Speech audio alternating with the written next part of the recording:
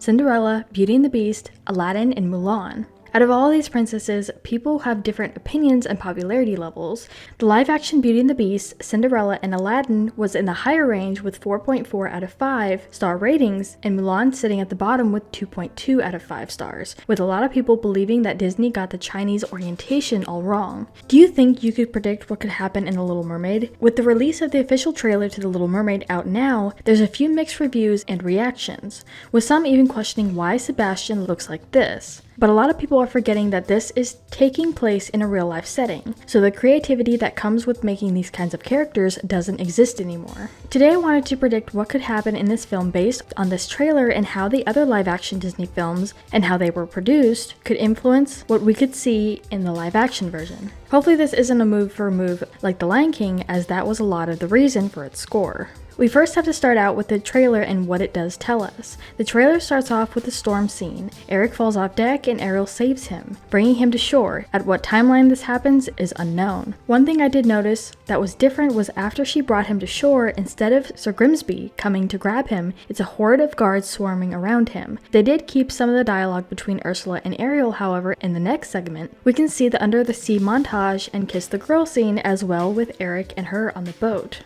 Halle Bailey, Melissa McCarthy, and Jonah King star in this film as Ariel, Ursula, and Prince Eric himself. Of course, this will still be a musical, however. There was word there will be 4 new songs going to be heard. Daveed Diggs joined the cast of The Little Mermaid in October of 2019. The American actor will voice Sebastian the crab in the series and is expected to bring more than his acting skills to Disney's live-action adaptation. Not just Diggs, Awkwafina, who is cast as Scuttle, is also expected to bring something new to the film. Daveed Diggs as Sebastian and Awkwafina as Scuttle will rap together in a comedic scene. Now when put like this, it makes sense, as well as coming from these two characters. I can clearly see this happening, especially with Scuttle involved. I just hope it doesn't go on too long, because I think people would start to lose interest. Next, we can look into the popularity and reviews coming specifically from the Disney princess live-action films: Cinderella, Beauty and the Beast, Aladdin, and Mulan. Out of all these princesses, people have different opinions and popularity levels. The live-action Beauty and the Beast, Cinderella, and Aladdin was in the higher range with 4.4 out of 5 star ratings, and Mulan sitting at the bottom with 2.2 out of 5 stars, with a lot of people believing that Disney got the Chinese orientation all wrong. If we look at Beauty and the Beast and Aladdin, obviously they did something right here. With most of these Disney princess films being in the higher range of review, that can only tell us one thing: that there is a high chance for this film to be well made. The only thing to worry about is the slight changes in the story that can catch us off guard. The premise reads exactly what happens in the animated version, but as we learned in other live-action films, they are allowed to change things. Over on Reddit, there are already predictions for how the film will turn out, whether it's box office numbers or marketing strategies. 3 months ago, user ChiFontQ did say that the marketing would be pushed heavily for this film, and pushed it has been with everywhere I go on social media or looking into information on other films. The trailer is always being played more so than I've seen with others. 350 to 400 million is what's predicted to be made in the box office. It seems very reasonable. Now there is something that I want to point out. I think coming after Avatar is going to hurt it. The underwater scenes look amateurish compared to Avatar. This could very well be true, as I've heard others say that after the official trailer came out, the CGI looked overused. Seeing as how this is a very delicate story like Cinderella and Beauty and the Beast, but I'm really concerned that the creators weren't careful enough for the story. Like I said earlier, they do have the right to change certain things. For example, it has been said that there is going to be a rap battle between Scuttle and Sebastian. How people are going to respond to this, well, we will just have to wait and see. Next, we can move on to the development of these films, starting with Cinderella. Cinderella was originally scripted as being very active and independent. McKenna, the screenwriter, initial draft suggested a swashbuckling take on the story, with the prince being groomed for politically arranged marriage until he meets Cinderella,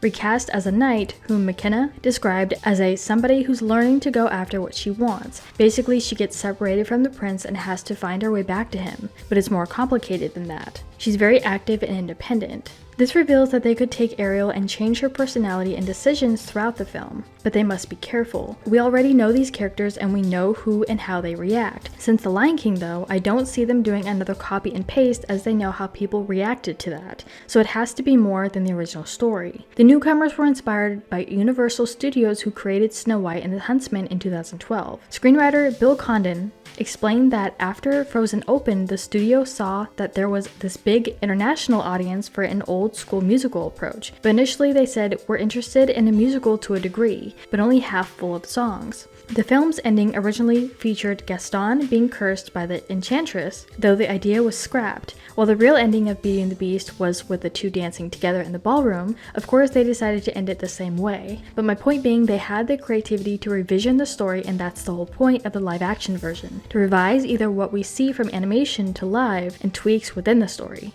Originally, it was said that the live-action version would be an ambitious and non-traditional take on the tale of Aladdin, a non-linear storytelling style where the events that happen don't persist in chronological order. There were, of course, a couple of tweaks made in the version as well. As opposed to the 1992 film, in the 2019 movie, Jasmine doesn't want to merely pick her own suitor. She wants to become the Sultan of Agrabah. She gets turned down, and after that, she gets her own song, which is not in the original animation.